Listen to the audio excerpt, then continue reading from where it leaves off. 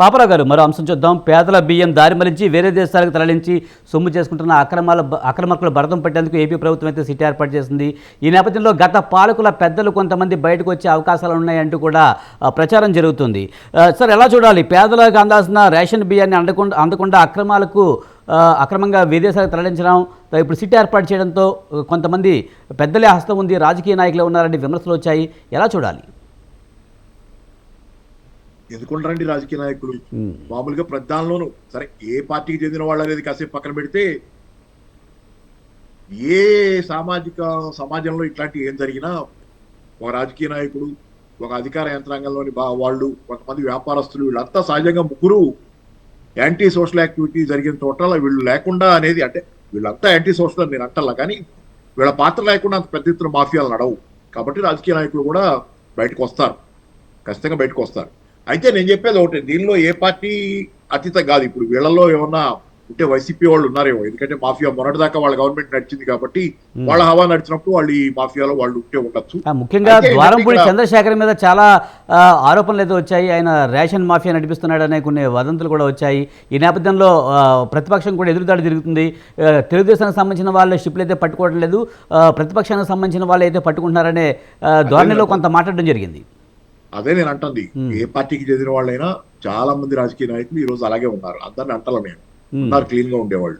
కానీ చాలా మంది రాజకీయ నాయకులు రాజకీయాలు ఒక వ్యాపారంగా మారిన తర్వాత, లేకపోతే కనీసం వాళ్ళకి వ్యాపారం సొంతగా సంపాదించుకోవడానికి కాకపోతే, నెక్స్ట్ ఎలక్షన్ లో గెలవాలంటే, లేకపోతే గత ఎలక్షన్ లో గెలవడం కోసం ఖర్చు పెట్టి డబ్బులు రాబట్టుకోవాలంటే కరప్షన్ అనేది చేస్తున్నారు. చాలా మంది అవినీతి పరులు ఉన్నారు రాజకీయాల్లో.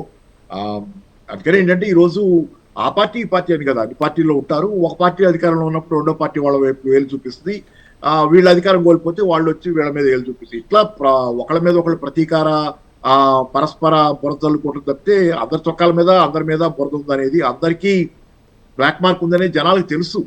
మామూలు జనాలు ఏదైతే అసలు రాజకీయానికి అంటే ఏ పార్టీ వైపు మొగ్గు చూడకుండా సామాన్య జనం ఉంటారో వాళ్ళకి అన్ని తెలుసు, అందరూ అంతే అనేది తెలుసు. కాకపోతే గత్యంతరం లేక ఏదో ఒకటి తాము బతికుండాలి, ప్రాణాలతో కష్టపడే వాళ్ళం, కష్టపడి పనిచేసుకునే వాళ్ళు, సంపద సృష్టించే వాళ్ళు ప్రాణాలతో బతికుండాలంటే ఖచ్చితంగా లెసర్ ఈవిల్ ఏదో ఒక పార్టీకి ఓటేయాలి, తప్పదు.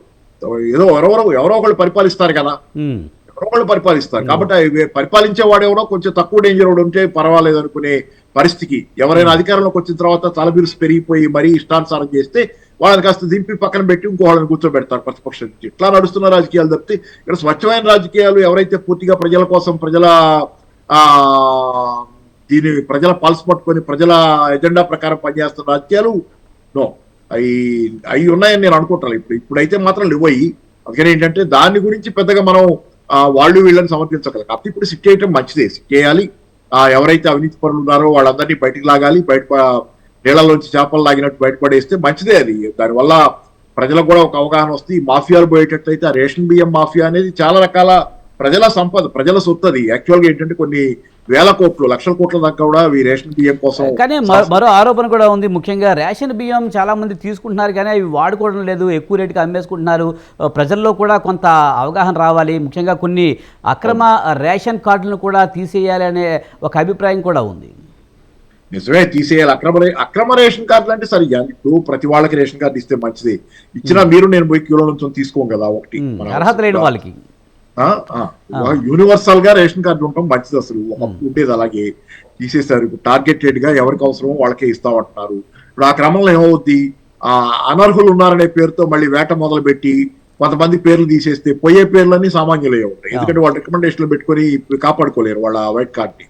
పెద్ద వాళ్ళు ఎవరు, వాళ్ళకి నిజంగా రేషన్ కార్డు ఉంటే కనుక కాస్త పలుకుబడి ఉన్న వాళ్ళు ఊళ్ళో కానీ వాటిలో కానీ ఏదో ఒకటి చేసి ఆ రేషన్ కార్డు మెయింటైన్ చేసుకుంటారు, కాంటాక్ట్స్ తో కానీ నెట్వర్క్స్ తో కానీ. అంతేగాని తర్వాత రెండో ముఖ్య ఇక్కడ నేను చెప్పేది ఒకటి, ఇక్కడ ఏంటంటే మీకు